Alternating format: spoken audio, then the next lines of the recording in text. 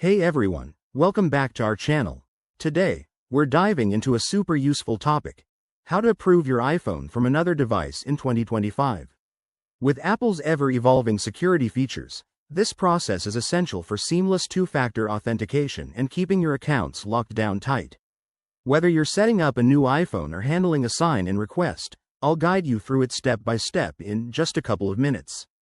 First off, make sure both your devices, say, your iPhone and iPad, are running the latest iOS, which in 2025 might be iOS 19 or beyond.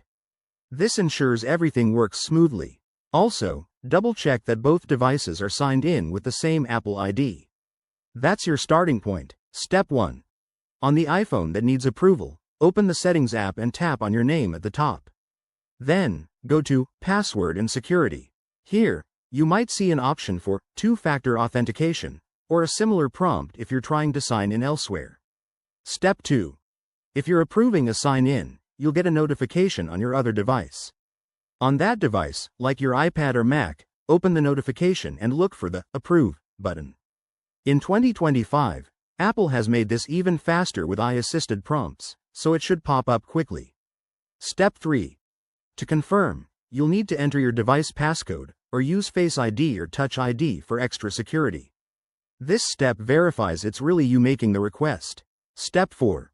Once approved, head back to your original iPhone, and you should see the process complete, whether it's logging in or setting up a new feature. If you run into any hiccups, like the notification not appearing, check your internet connection, ensure your devices are trusted in your Apple ID settings, or simply restart both devices. It's a quick fix for most issues. And there you have it.